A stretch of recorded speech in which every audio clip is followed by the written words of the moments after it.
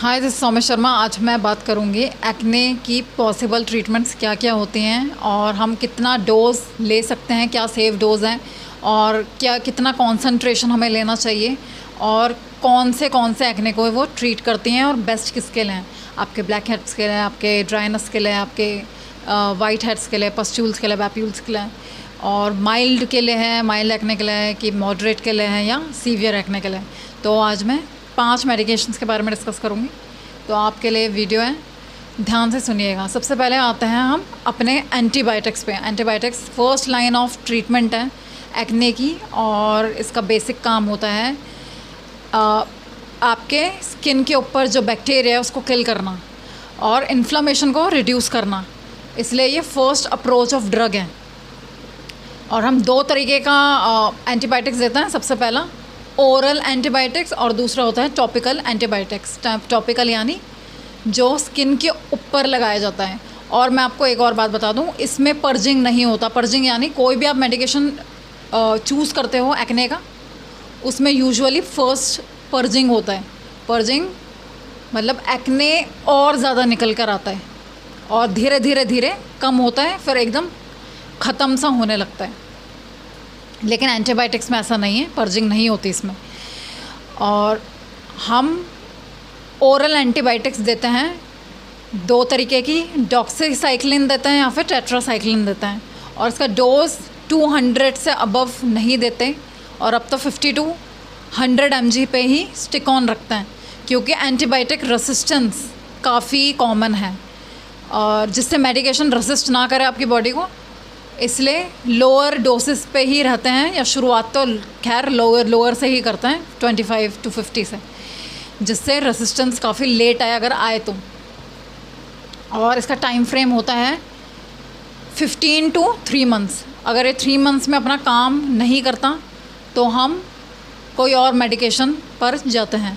और एंटीबायोटिक्स के साथ अक्सर आप देखेंगे कॉम्बिनेशन देते हैं, या तो हम BPO देंगे या फिर उसके साथ रेटिनोल बोलेंगे या कोई सा एसिड बोलेंगे यूज़ करने को। रेटिनोल यूजुअली नहीं बोलते क्योंकि रेटिनोल अपने में ही काफ़ी स्ट्रॉन्ग है।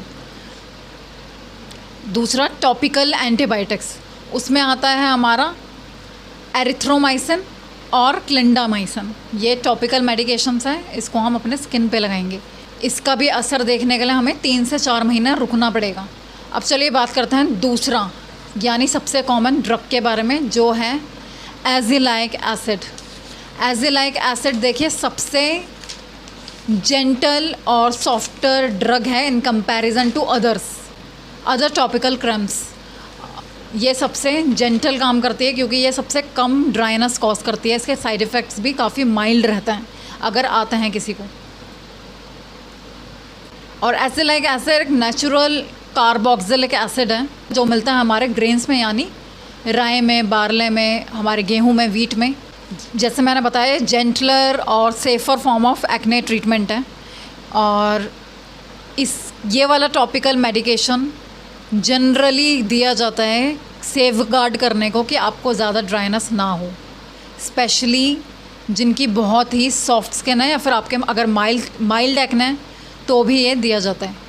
उसके लिए फिर हमें बहुत स्ट्रॉन्ग मेडिकेशन के लिए जाना की ज़रूरत नहीं होती माइल्ड एक्ने के लिए। और यूजुअली इसको कंबाइन किया जाता है एंटीबायोटिक्स के साथ। ये माइल्ड टू मॉडरेट एक्ने को तो रिजॉल्व करता ही है, साथ साथ हमें रोज़ेशे प्रॉब्लम को दूर करता है, उसको कम करता है। इसका क्योर तो देखो नहीं है, उसको कंट्रोल करता है।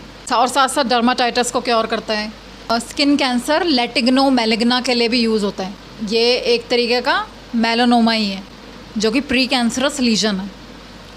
और साथ साथ हाइपर पिगमेंटेशन को भी रिजॉल्व करता है। अब बात करते हैं कि कितना कॉन्सेंट्रेशन सेफ़ है। देखिए 15 to 20% सेफेस्ट है और इतना तो आपको यूज़ करना ही पड़ेगा अगर आप अच्छे रिजल्ट्स चाहते हैं।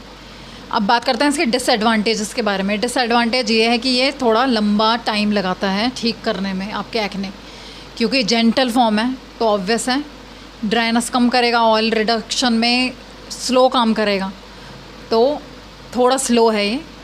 प्लस ये कहीं कहीं हाइपो पिगमेंटेशन भी देता है। अगर आप इसको हाइपर पिगमेंटेशन के लिए यूज़ कर रहे हो और अगर आपने पूरे फेस पे लगा लिया तो कई बार ये बहुत ज़्यादा लाइट कर देता है, उससे आपकी स्किन टोन अनइवन हो जाती है कि कहीं कहीं आपका नॉर्मल स्किन टोन है, कहीं कहीं एकदम लाइट ही हो गए हैं। साइड इफ़ेक्ट्स देखिए, साइड इफ़ेक्ट्स यही है कि ड्राइनेस कॉज कर सकता है और माइल्ड डर्माटाइटिस भी कॉज कर सकता है अगर आपकी बहुत सेंसिटिव या फोटो सेंसिटिव स्किन है।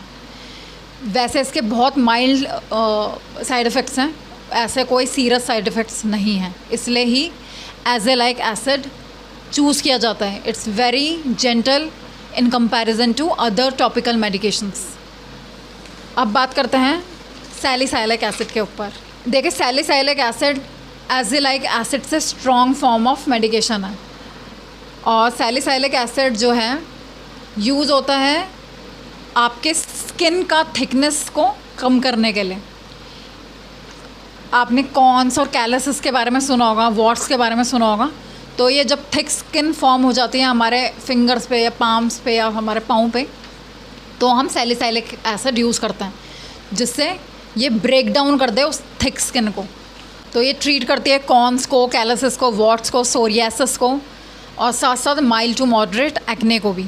और आप यूजुअली भी इसको लगा सकते हो अगर आप अच्छा एक्सफोलिएशन चाहते हो। ये एक्सफोलिएशन में बहुत बेहतरीन है, लेकिन आपको इसके साथ अच्छा सनस्क्रीन और मॉइस्चराइज़र यूज़ करना पड़ेगा, तो वो इम्पॉर्टेंट है। अगर आपको एक्ने नहीं है आप भी यूज़ कर सकते हैं हफ्ते में 1 से 2 बार, लेकिन साथ साथ आपको यूज़ करना चाहिए मॉइस्चराइज़र और सनस्क्रीन। और वैसे एक्ने वालों को तो यूज़ करना ही है। और हाँ, ये पर्जिंग भी देगा और आपके क्लॉग्ड पोर्स को ओपन करने में, आपकी डेड स्किन रिमूव करता है, आपका ऑयल रिड्यूस करता है। और जैसे मैंने बताया, आपका अगर कहीं थिक स्किन का बिल्डअप आ गए तो उसको ब्रेक डाउन करेगा, तो इसके लिए काफ़ी बेस्ट है। तो ये बेस्ट वर्क करता है आपके वाइट हेड्स पे, ब्लैक हेड्स पे, और आपका ऑयल रिडक्शन के लिए भी अच्छा है। और इसकी क्या फॉर्म होती है और कितना परसेंटेज आप यूज़ कर सकते हैं और कितना टाइम फ्रेम ये लेगा।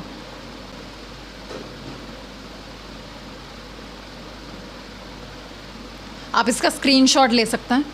हाई कंसंट्रेशन लगेगी पीलिंग एजेंट्स में। पीलिंग एजेंट्स आपका नियर बाय क्लिनिक में हो जाएगा। इसकी सिटिंग्स लगती हैं और एक्सपेंसिव होता है। किसी किसी की 3 सिटिंग में हो जाता है, कईयों को रिज़ल्ट 6 सिटिंग के बाद मिलता है। तो आप उसके बारे में नियर बाय क्लिनिक पे पता कीजिए। तो उसके लिए आपको थोड़ा हाई कंसंट्रेशन लगेगा और वो रिमूव करता है एक्ने स्कार, मेलास्मा स्पॉट्स और आपका एज स्पॉट्स को। ये काम करने में कम से कम 2 महीने तो लगाता ही है।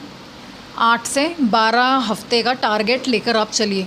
इसके साइड इफ़ेक्ट्स हैं टिंगलिंग सेंसेशन, इचिंग, और कई लोगों को हाइव्स जैसी प्रॉब्लम भी दिखी है। हाइव्स यानी छोटे छोटे दाने हो जाते हैं आपके फेस पर, ठीक है। अगर आपको मॉडरेट या सीवियर एक्ने है तो फिर तो आपको कंजक्ट करना पड़ेगा, या तो आपको एंटीबायोटिक लगेगी या फिर कोई और फॉर्म ऑफ मेडिकेशन लेनी ही पड़ेगी, या तो कोई और टॉपिकल क्रीम भी लगेगा। चलिए अब बात करते हैं बेंजोइल पेरोक्साइड के बारे में। पेरोक्साइड यानी ब्लीचिंग एजेंट, नाम से ही आपको पता लग गया होगा। तो ये टीथ वाइटनिंग के लिए भी यूज़ होता है, ठीक है। तो ये एक तरीके का एंटीसेप्टिक है जो किल करता है बैक्टीरिया को, इन्फ्लामेशन को रिड्यूस करता है। ये टॉपिकल मेडिकेशन है जो आपके एक्ने स्कार्स, रोज़ेशे, इन प्रॉब्लम्स को रिड्यूस करती है, कम करती है, कंट्रोल करती है। और साथ साथ ब्लीचिंग के लिए भी यूज़ की जाती है। अब इसकी भी फॉर्म्स और कंसंट्रेशन देख लेते हैं।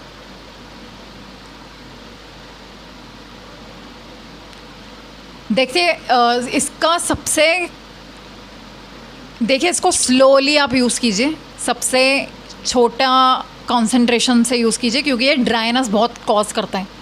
तो बेस्ट है कि आप इसको 2.5% पर यूज़ कीजिए, उतना इनफ है। लेकिन अगर आपको बहुत सीवियर एक्ने है तो आप हाई कंसंट्रेशन के लिए जा सकते हैं। और ये वे बेटर है देन एज़ेलाइक एसिड और सैलिसाइलिक एसिड से, क्योंकि ये स्ट्रॉन्ग फॉर्म ऑफ मेडिकेशन है। लेकिन आपको ध्यान रखना है कि आप इसको रेटिनोस के साथ, रेटिनॉइड्स के साथ यूज़ ना करें, या किसी भी अल्कोहल वाले प्रोडक्ट्स के साथ, जिसमें अल्कोहल हो, कोई भी क्लेंज़र हो आपका या सेरम हो या टोनर हो, उसमें अल्कोहल नहीं होना चाहिए। और सैलिसाइलिक एसिड को भी आप अवॉइड कीजिए। ये बेस्ट है अगर आपको पस्ट्यूल्स की प्रॉब्लम है या पैप्यूल्स की प्रॉब्लम है, अगर आपके एक्ने में पस जमता है तो ये उस चीज़ के लिए बेस्ट है, एक्ने वल्गैरिस के लिए बेस्ट है। और एक्सेस ऑयल रिमूवल के लिए भी ये बेस्ट है, बेस्ट फॉर्म ऑफ ट्रीटमेंट है। अब इसके साइड इफ़ेक्ट्स के ऊपर बात कर लेते हैं। देखिए, सबसे पहला तो वही है ड्राइनेस सब में ही आपको मिलेगा और पर्जिंग भी आती है इसमें भी। तो ड्राइनेस सबसे कॉमन है, ड्राइनेस के लिए तो आप रेडी रहिए। उसके लिए आपको सबके लिए ही अच्छा मॉइस्चराइज़र और सनस्क्रीन लेना ही चाहिए, लेना ही पड़ेगा। और ये अवॉइड कीजिए कि आप दिन में लगाएं, क्योंकि आप बाहर जाएंगे, आपको स्वेटिंग होगा, तो ये ब्लीचिंग एजेंट है, तो स्टेन आपके कपड़ों में भी आ सकता है। इनफैक्ट अगर आप फुल फेस पे लगा रहे हो तो आपके आईब्रो, आपके आई लैशेस भी लाइट हो सकते हैं। अगर आपके ब्लैक हैं तो और लाइट हो जाएंगे, लाइट ब्राउन में कन्वर्ट हो जाएंगे। तो एक्सपेरिमेंट मत करो। अगर नहीं आता, आपका ऐसा स्पेस है कि आप सिर्फ एसी रूम में बैठते हो, तो आप यूज़ कीजिए। या फिर ऐसे क्षेत्र में रहते हैं जहाँ सिर्फ ठंड रहती है, तो please go on, use it, no problem. और साइड इफ़ेक्ट्स ये देता है, डर्माटाइटिस दे सकता है आपको। और अगर आपकी फ़ोटो सेंसिटिव स्किन है या सेंसिटिव स्किन है तो आप उसका कॉन्सेंट्रेशन चेक करके ही यूज़ कीजिए। बहुत कम वाला कॉन्सेंट्रेशन यूज़ कीजिए, 2.5% आप यूज़ कर सकते हैं, बाकी आप डर्मेट से पूछिए अपने। और इचिंग होता है, पीलिंग होता है, रेडनेस रहती है, तो ये वही कॉमन साइड इफ़ेक्ट्स हैं। और ये काम अपना शुरू कर देता है विदिन 4 to 6 वीक्स। ये थोड़ा जल्दी काम करना शुरू करता है। और अगर पूरे फेस पे आप नहीं लगाना चाहते तो उस जगह लगाइए जहाँ जहाँ आपको एक्ने की दिक्कत है। तो चलिए रेटिनॉइड्स के ऊपर बात करते हैं। रेटिनॉइड्स आपने सुना होगा, रेटिनॉल वर्ड आपके यूजुअली आपके सेरम्स में होता है, तो काफ़ी कॉमन इंग्रेडिएंट है ये। और this is a group of vitamin A derivative which is used for skin improvement. ये usually most of the skin issues को रिजॉल्व कर देता है। जो आपकी ब्लू ट्यूब आती है उसके ऊपर मैं बात करते हैं। तो इसको आपको शुरुआती रूप पे 0.025 से लेकर 0.5% पर ही लेना चाहिए। You have to start it really slow because it gives you extreme dryness, ठीक है, in comparison to any other acid और ड्रग और जेल और क्रीम। ये काफ़ी स्ट्रॉन्ग रहता है। वैसे सेफ स्टार्टिंग पॉइंट 0.1 to 0.2 भी है, लेकिन आप थोड़ा और कम लेंगे तो बेहतरीन रहेगा। आपको पता लगेगा कि थोड़े में भी काम चल सकता है क्या, क्योंकि ये काफ़ी स्ट्रॉन्ग है और चल ही जाता है। और इसके साथ तो आपको बिल्कुल भी नहीं भूलना सनस्क्रीन और मॉइस्चराइज़र। मॉइस्चराइज़र तो खैर आपको याद रहेगा क्योंकि ड्राइनेस काफ़ी कॉज करता है। सनस्क्रीन आपको भूलना नहीं है, वरना आपकी स्किन फ़ोटो सेंसिटिव हो जाएगी, एकदम डिस्ट्रॉय हो जाएगी। अगर आपकी सेंसिटिव नहीं है तो सेंसिटिव हो जाएगी, सेंसिटिव है तो फ़ोटो सेंसिटिव हो जाएगी। इवन बर्न्स भी आ सकते हैं आपकी स्किन पर। तो ये acne, fine lines, wrinkles, psoriasis सबके लिए ही यूज़ होता है। इनफैक्ट ये सीवियर एक्ने के लिए भी सबसे बेस्ट तो यही है। अब तक मैंने जितनों की बात करी है, सबसे बेस्ट रेटिनॉइड्स हैं जो सीवियर एक्ने पर बेस्ट रिजल्ट देगा आपको, क्योंकि बहुत स्ट्रॉन्ग रहता है। और करता है ये रिड्यूस इन्फ्लामेशन, अनक्लॉग पोर्स को ओपन करता है और dysregulate your all over skin growth. और आपका सेल का टर्नओवर भी चेंज करता है, साथ साथ आपका ऑयल रिड्यूस तो करता ही है। चलिए साइड इफ़ेक्ट्स की बात कर लेते हैं। ड्राइनेस कॉज कर सकता है, आपकी स्किन को फोटो सेंसिटिव कर सकता है और इरिटेट कर सकता है आपकी स्किन को। तो always start with slow pace with low concentration. अगर आपको बहुत ज़्यादा ड्राइनेस हो रही है और आप नहीं टॉलरेट कर पा रहे रेटिनॉइड को, तो आप यूज़ कर सकते हो इसका सॉफ्टर फॉर्म, इसका जेंटल फॉर्म, जिसे हम एडाप्लिन बोलते हैं। This one is well tolerated than tretinoin. It cause less drying effects, less itching, less irritation. और इसका 0.1 to 0.3 strength is good enough. अब बात कर लेते हैं आइसोट्रेटिनॉइन की। आइसोट्रेटिनॉइन वार्निंग है कि ये हाई रिस्क मेडिकेशन है, तो ये वाला पार्ट आप ध्यान से सुनना। वैसे इस पर मैंने वीडियो बना रखी है, 5 पार्ट्स में मैंने बना रखी है, आप 5 पार्ट देखना।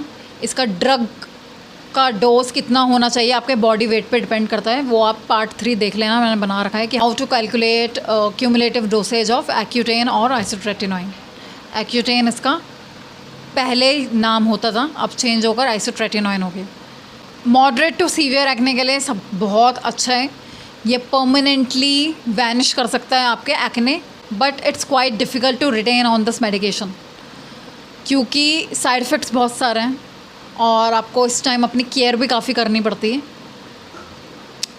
प्लस डोज भी काफ़ी फ्लक्चुएट करनी पड़ती हैं कई बार, कभी हाई देनी पड़ती है, कभी लो देनी पड़ती है, सेट होने में टाइम लगता है इसको। साइड इफ़ेक्ट हैं इसके dry lips, dry hairs, dry eyes, आपका पूरा एक्सटीरियर ड्राई करता है, इनफैक्ट आपका इंटीरियर भी ड्राई कर देता है। अगर आप पानी अच्छे से नहीं लोगे, फैटी फूड नहीं लोगे, ऑयल अच्छे से नहीं लोगे तो इंटरनल ड्राइनेस भी करता है, आपका कोलोन ड्राई कर सकता है, आपको कॉन्स्टिपेशन दे सकता है, इनफैक्ट आप ब्लीड आउट भी कर सकते हो, इतना ड्राई कर देता है आपका इंटरनल को। और साथ साथ आपको जॉइंट पेन दे सकता है, आपके बोन्स काफ़ी फीबल हो जाएंगे, बहुत वीक हो जाएंगे, तो आपको जिम छोड़ना पड़ेगा। आप योगा कर सकते हैं पर please don't go to gym if you are on such medication. Hair fall, chest pain, fatigue, और मैं आपको ये सब बता रही हूँ, ये तब तक रहेगा, आपका हेयर टेक्सचर ड्राई कर देगा, ब्रिटल कर देगा, रफ़ कर देगा, हेयर फॉल भी होगा, ये तब तक रहेगा जब तक आप इस मेडिकेशन पे रहोगे। ये एकदम से वैनिश हो जाएगा, आपका नेचुरल हेयर्स वापस आ जाएगा, आपका जो ओरिजिनल टेक्सचर है वो वापस आपको मिल जाएगा जैसे ही आप ये मेडिकेशन छोड़ दोगे लेना। तो ये परमानेंट साइड इफ़ेक्ट्स नहीं है, लेकिन जब तक आप इस मेडिकेशन पर रहोगे इनमें से कोई भी साइड इफ़ेक्ट्स आपको आ सकता है। साथ साथ आपके मूड पर भी काफ़ी एक्ट करता है, मूड स्विंग्स आपको आ सकते हैं, आप डिप्रेस रह सकते हैं, हेडेक्स आपको आ सकते हैं, डिज़ी रह सकते हैं आपको ब्लर्ड विजन आ सकती है, आपको अंधेरे में दिखना कम हो सकता है जिसे नाइट ब्लाइंडनेस बोलते हैं, और सन में रहने से एलर्जी भी हो सकती है ये, क्योंकि ये फ़ोटो सेंसिटिविटी कॉज करता है। तो बेस्ट है कि आप सारे साइड इफ़ेक्ट्स को कंसर्न में लेकर तो आप ये मेडिकेशन पे जाइए। और अगर आप लो डोज पे हो तो ज़रूरी नहीं है आपको इतने मेजर साइड इफ़ेक्ट हों, अगर हाई डोज पे भी रहते हैं तो कई लोगों को नहीं आते कोई side effect. So it's upon person to person, ज़रूरी नहीं है कि, क्योंकि मैंने खुद ले रखी है आइसोट्रेटिनोइन, मैंने 10 mg पे मैं रही हूँ, 20 mg पे मैं रही हूँ, तो मुझे साइड इफ़ेक्ट बहुत मेजर नहीं आए थे, लेकिन मैं खाती बहुत कम हूँ, फूडी नहीं हूँ, ऑयल मैंने बहुत कम लिया था तो मुझे कोलोन ड्राइनेस हो गई थी, तो मैंने ये मेडिकेशन लेना छोड़ दिया था और फिर मैंने राउंड 2 शुरू किया। अभी भी मैं राउंड 2 पर हूँ और अभी मैं लो साइड ऑफ डोज पे हूँ, 10 mg ही ले रही हूँ, तो मुझे कोई साइड इफ़ेक्ट नहीं है। हाँ, लिप्स ड्राई हो जाता है मेरा, उसके अलावा कोई भी इशू नहीं है मेरे को, ना मेरे हेयर ड्राई है ना कुछ, और ये मेरे नेचुरल हेयर्स ही हैं, मुझे ऐसा कोई साइड इफ़ेक्ट नहीं आया है। और मेरे नोन में कई लोग 40 पे रहे हैं, 60 पे रहे हैं, उनको भी कोई ऐसा मेजर साइड इफ़ेक्ट नहीं आया। और ड्राइनेस तो आपको एक्सटर्नल ड्राइनेस तो आएगी ही आएगी, आप कोई भी डोज पे जाओ, तो उसके लिए तो आप रेडी रहिए, आप सनस्क्रीन ले लीजिए, मॉइस्चराइज़र ले लीजिए, और 2 से 3 लीटर पानी रोज़ आपको पीना ही है। तो अब बात कर लेते हैं कौन नहीं ले सकता, ये ध्यान से सुनना। विमेन हु आर प्रेग्नेंट, जो ब्रेस्ट फीडिंग पर हैं, और अगर आप कोई भी महिला या पुरुष हैं जो फैमिली प्लानिंग कर रहे हैं, तो अभी आप प्लीज़ इस मेडिकेशन से दूर रहिए। ये इसका सिंगल डोज भी can damage your foetus, you can't be able to hold your baby in your womb, completely damage कर सकता है आपके बेबी को। इनफैक्ट अगर ये बेबी बॉर्न भी हो जाए तो it will be born with defects, तो आपको ये इसका सिंगल डोज भी नहीं लेना। और बच्चे जो 12 साल की उम्र से छोटे हैं, जिनको प्यूबर्टी नहीं आया है, तो नहीं लेना आपको ये मेडिकेशन। और अगर आप एस्थमेटिक हो तो नहीं लेना, क्योंकि ये ड्राइनेस कॉज करता है। तो अगर आप लेना चाहते हो तो प्लीज़ पूछ के लीजिए, कई बार लो डोज आपको दे दी जाती हैं। और अगर आपको ऑस्टियोपोरोसिस है या आर्थराइटिस है तो प्लीज़ मत लो, क्योंकि ये वीक बोन को प्रमोट करता है, आपके बोन्स को भी ब्रिटल कर देता है, तो फ्रैक्चर का चांस ज़्यादा रह सकता है इस टाइम। और विटामिन ए सप्लीमेंट्स पे हैं अगर आप, क्योंकि ये ऑलरेडी एक विटामिन ए है, उसके group of vitamin A derivative से निकला है, तो प्लीज़ आपको नहीं लेनी है मेडिकेशन, क्योंकि then you can bleed out. और आयरन सप्लीमेंट्स पे हो तो भी आपको बताना है, कोई और सप्लीमेंट पे भी हो, कोई और आप ड्रग ले रहे हैं तो आप प्लीज़ बताइए अपने डर्मेट को। और अगर आपको लिवर या किडनी डिसऑर्डर है तो भी आप लेने से बचें। और लेने से पहले अपना ब्लड टेस्ट ज़रूर कराएं, अपना LFT KFT ज़रूर करा लीजिए, वो देखना भी इम्पॉर्टेंट है कि अगर आप इस टाइम ले सकते हैं कि नहीं ले सकते। और अल्कोहल अवॉइड कीजिए, प्लस साथ साथ सैलिसाइलिक एसिड और बेंजोइल पेरोक्साइड को भी अवॉइड कीजिए, इसको साथ में लेना। मैं आपको बताऊं, उसका सक्सेस रेट 90 to 95% है, तो आपको डरने की कोई बात नहीं है, बहुत लोग लेते हैं ये। और अक्सर तो मैंने आजकल देख रही हूँ कि डर्मेटोलॉजिस्ट माइल्ड एक्ने वालों को भी आइसोट्रेटिनोइन का लो डोज दे रहे हैं। इनफैक्ट मैंने देखा है कि 40 mg तक दे रहे हैं। तो प्लीज़ आप अपने डर्मेट को बोलिए कि अभी मुझे ये वाली मेडिकेशन नहीं चाहिए। आप उन्हें बोलिए कि आपको कोई वो डिफरेंट फॉर्म ऑफ ड्रग दें या कोई टॉपिकल क्रेम्स पे डालें, क्योंकि कोई फ़ायदा ही नहीं है 4 से 6 महीने आपको इन साइड इफ़ेक्ट्स को झेलना। जो काम आपका एक माइल्ड मेडिकेशन से निकल सकता है, तो ज़रूरी नहीं है आपको कि आइसोट्रेटिनोइन पे जाना। हाँ, अगर आपने देख लिया कि साल हो गए, 2 साल हो गए, 3 साल हो गए, आपका एक्ने जा ही नहीं रहा माइल्ड, तो आप इस मेडिकेशन पे आइए, तो कोई बुराई नहीं है। अगर आप नॉर्मल रेटिनॉइड ही यूज़ कर रहे हैं, उसका क्रेम फॉर्म, तो आप अवॉइड कीजिए उसको। सैलिसाइलिक एसिड मत लगाइए उसके साथ, और BPOs मत यूज़ कीजिए। और अगर आप ऑलरेडी कर रहे हैं तो प्लीज़ आप ऐसे कर सकते हैं कि बेंजोइल पेरोक्साइड को आप मॉर्निंग में लगा रहे हो तो रात में आप रेटिनॉइड को लगाइए। रेटिनॉइड्स का क्रीम को वैसे भी रात में ही लगाना चाहिए, क्योंकि धूप में निकलोगे आपका स्किन पील हो सकता है। और साथ में तो दोनों को कभी मत लगाना, पूरे स्किन में इन्फेक्शन पड़ जाएगा, पूरा पील आउट हो जाएगा, फिर दिक्कत आएगी। So this was all about my video. आप बताना मुझे लिखकर कि which form of medication you are using और कौन सा आपको बेस्ट लगा। और please hit like and subscribe to my channel. Thank you for watching.